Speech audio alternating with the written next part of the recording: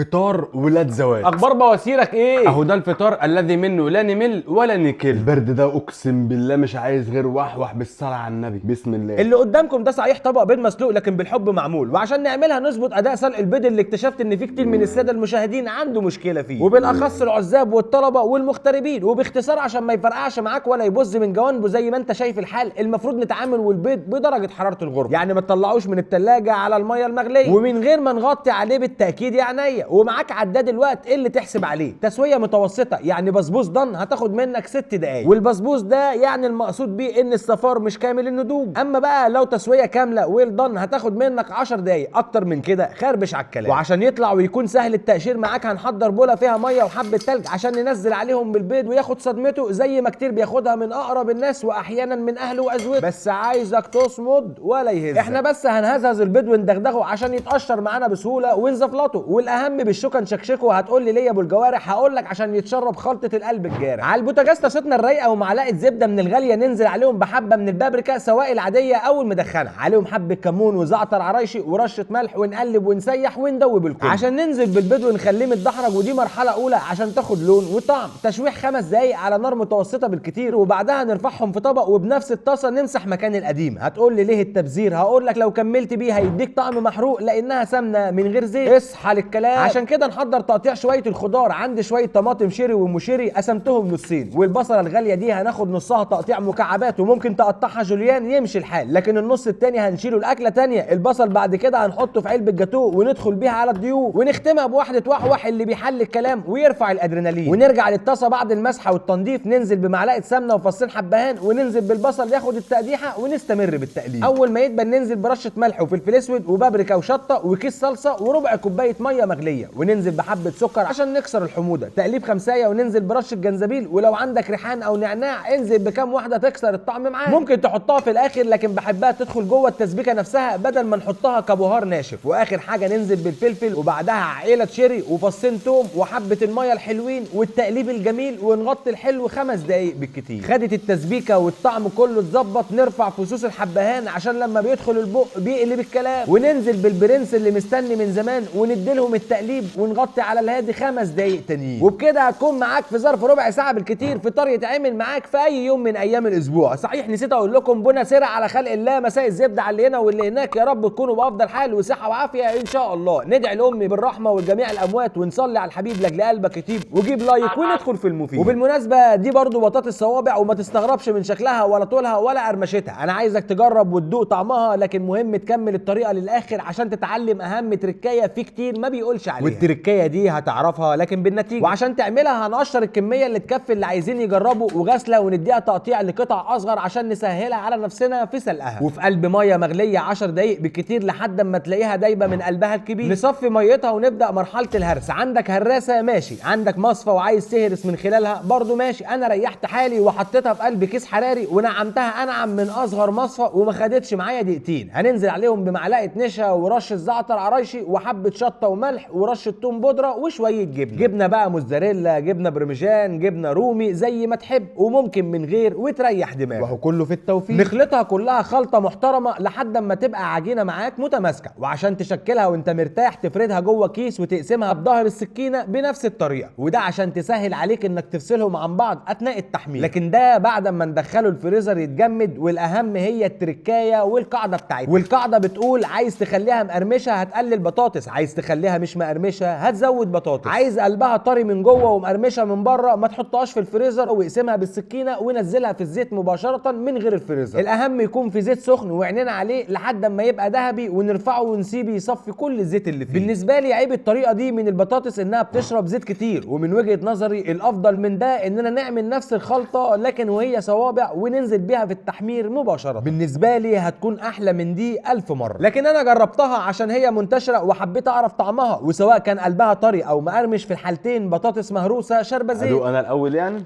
بسم الله. الريحان موديها جاردن سيتي، والجبنه جابتها تاني الزمالك. يا سلام. المشكله بقى ان بعد اللفه دي كلها الوحوح يرجعها لك تاني الحلميه وعين شمس والمطريه. وفي الختام نفكر الساده المستمعين والمشاهدين من انحاء كوكب الارض التفاعل مهم عشان نفسيتنا في الارض. اديكم شايفين الحال، واشوفكم في فيديوهاتنا الجايه بمشيئة مساء الزبده وتمسوا بالعافيه.